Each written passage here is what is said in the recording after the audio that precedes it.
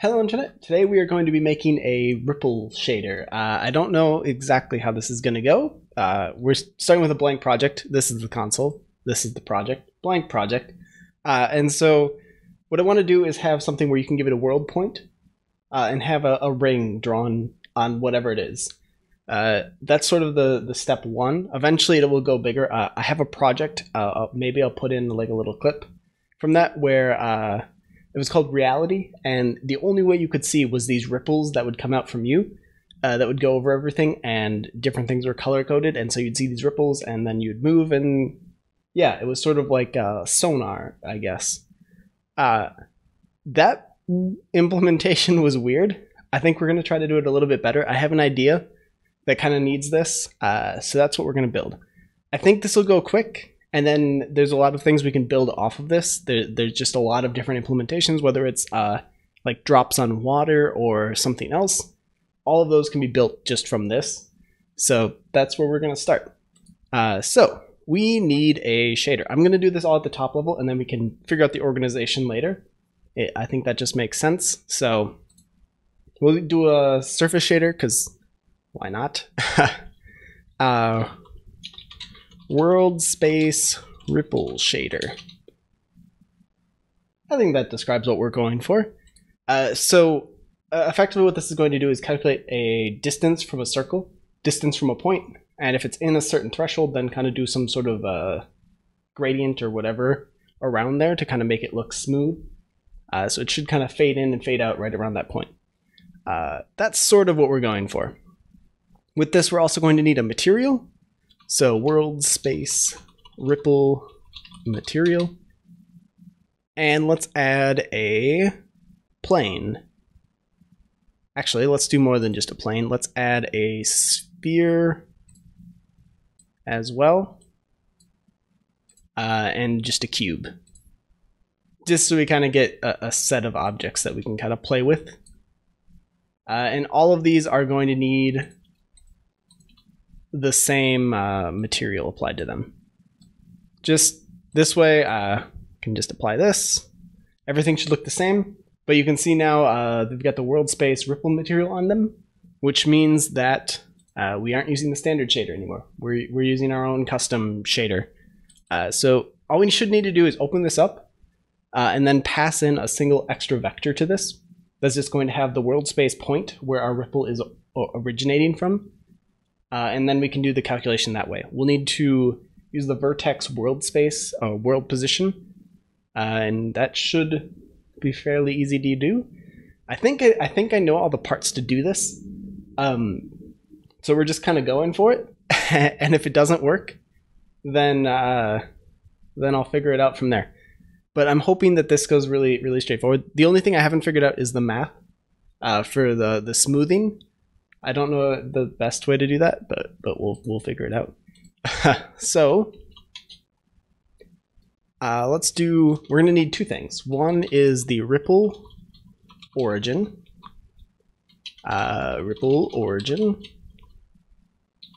And that'll be a vector at 0, 0, 0, 0. And so that's just in the center. We don't care about the fourth, but the fourth part of this vector, but we have to use it because that's just how Unity does it. So you get a vector, and then down here, once Visual Studio picks up again, there we go. Fixed for ripple origin, and then float ripple distance. Sure. I don't know if I like that name, but we're actually going to need three things because this isn't the only one we'll need. Ripple distance, which is going to be a float. And we'll just set that equal to, I don't know, 0. And we'll also need a ripple width, which is going to affect the width of the actual band of the ripple, because otherwise we wouldn't know how thick to make it. And so we just need to know that. We'll do a double quote. There we go, float. And we'll default that to like 0.1. I'm making these values up. I have no idea what this is going to turn out to look like. I've never done this before, so meh. We did something very similar to this with our shield shader, but we didn't actually do the ripples. Well, actually, did we? I don't remember. I'm pretty sure we didn't. And even if we did, we'll just do it again. Float 3, world pose. So this should grab the world position of the vertexes in our vertex shader and take those, and then in our surface shader, it will be interpolated. So we'll actually have the world space of that point. And so we can take this world position and this ripple origin to get a distance, compare it to this distance, and then use the width to kind of affect the smoothing. That's sort of how I'm picturing this. So let's do that. Yeah, let's just solve for the distance first. Float distance equals input dot world pose minus our ripple origin dot xyz dot xyz, and I don't know the function for this, so we're just going to guess and call it length. That might not be right, but we're going to try it anyway. So I'm trying to get the length of a three-dimensional vector, get that as the distance. We don't really care anything else about this right now, because I don't care about the rotation or the direction from one to the other.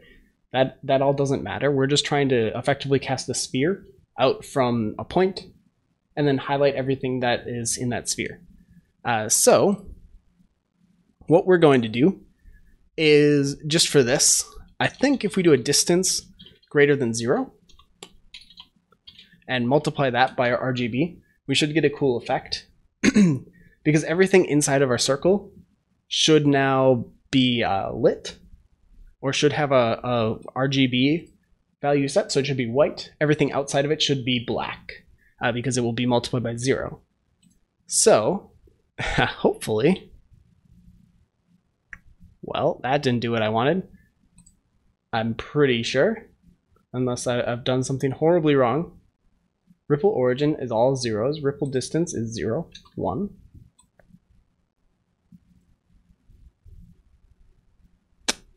This is not looking promising. I have screwed something up already. That's never a good sign.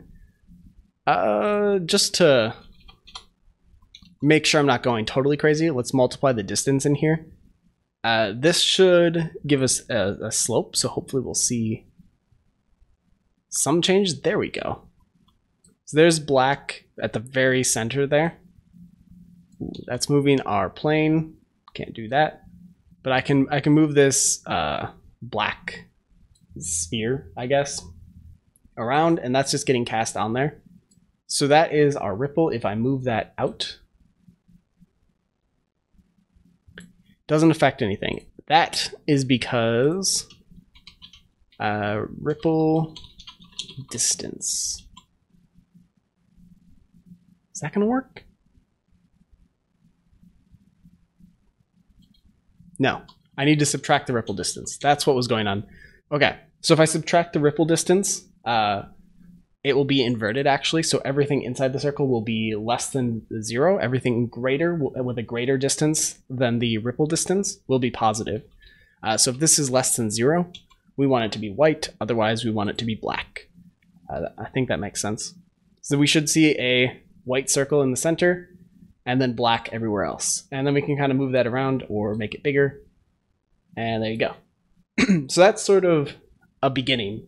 You could probably actually use this for a lot of cool things. You could use this for like a stealth game or something if you want, like, I don't know, some really simple fog of war. Obviously from the top, since it's a sphere, it doesn't really work great, but we can fix that. If you want to use this for fog of war, you can actually just use the Swizzle Operator, which is what these are called.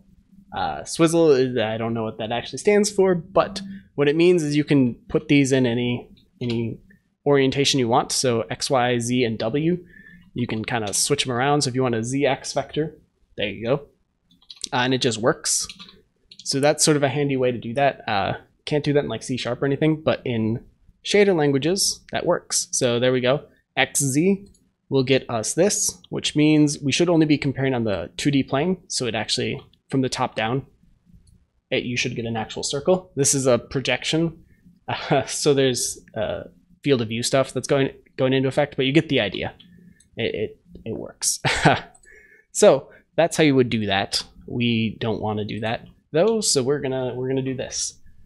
All right. I think we're in a good place. So that's our ripple. Well, sort of. Now we need to detect the 0 position and do something around that. So we have this distance, which is actually a full distance. Instead of highlighting everything that is less than it, I want to highlight anything between the width. So we want a half width. I don't actually know if there's a better way to do this. So I'm kind of making it up, but ripple width times 0.5, and then float lower. I don't really know what I want to call this. Lower distance equals our distance minus the half width, and float upper distance equals our distance plus the half width. So this is going to create two distances, I guess, and effectively create two shells. And so what we want to do is find something that is greater than the lower distance and less than the upper distance. So instead of doing this, we are going to wrap that whole thing in some parentheses and do if our distance, that's not right. Hold on. Is that right? Hold on. What am I doing? Yeah, lower distance is greater than 0, less than 0. And I may have totally screwed this up. My brain was thinking something else, and now I'm not entirely sure, but I'm pretty sure we're in a good spot. Because we want this to be, so 0, which is the, on that circle we were drawing, I can't refresh it because I've saved this, so it will update. But on that black and white circle we had, the transition mark was 0. And so what we're trying to do is find things that are near 0 by a specific margin. And that margin is half width. So if they're within half of the width of it on either side, then we want to flag them. Otherwise, we don't. So this should get us a ring.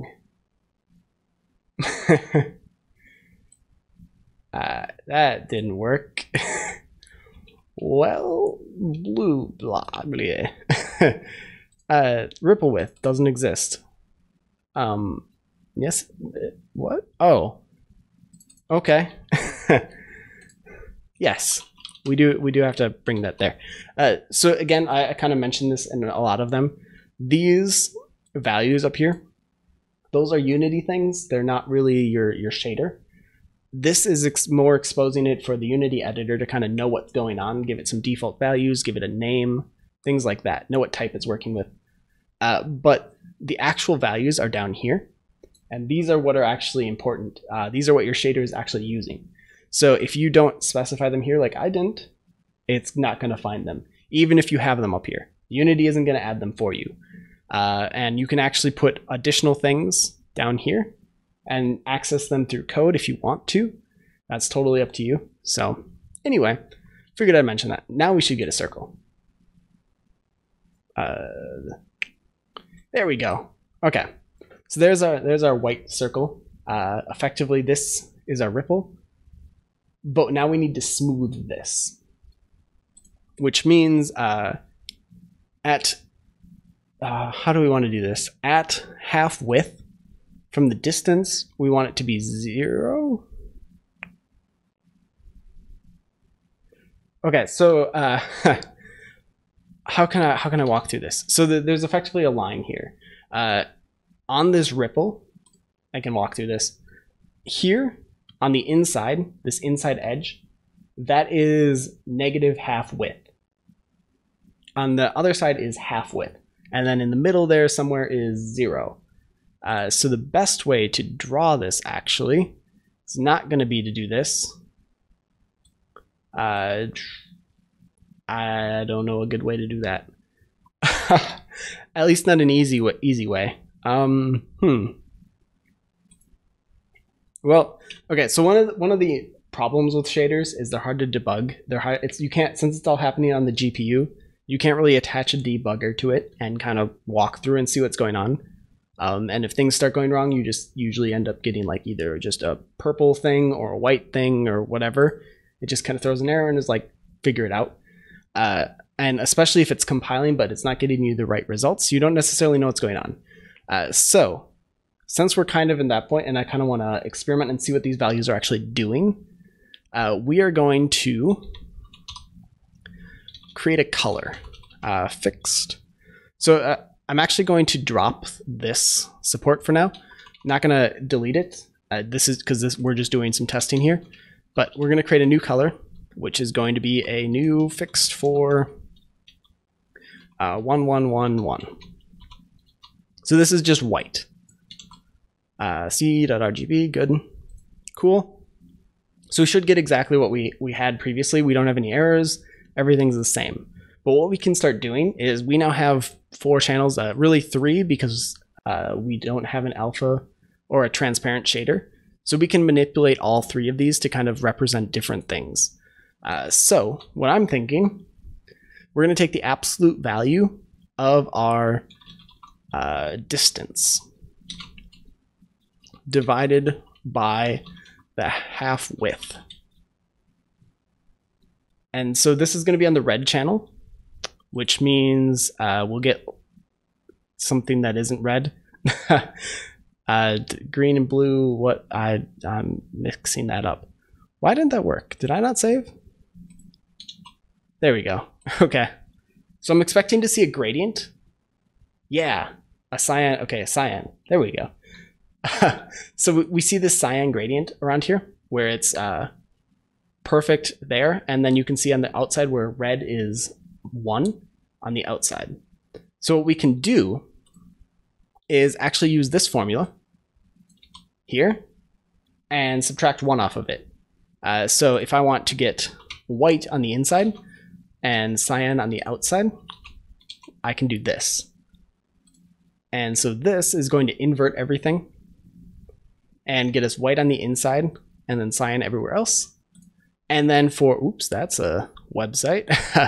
Then to get everything else, I can just set these both to 0, which means our color now, our ring strength, is measured here instead, which is the distance.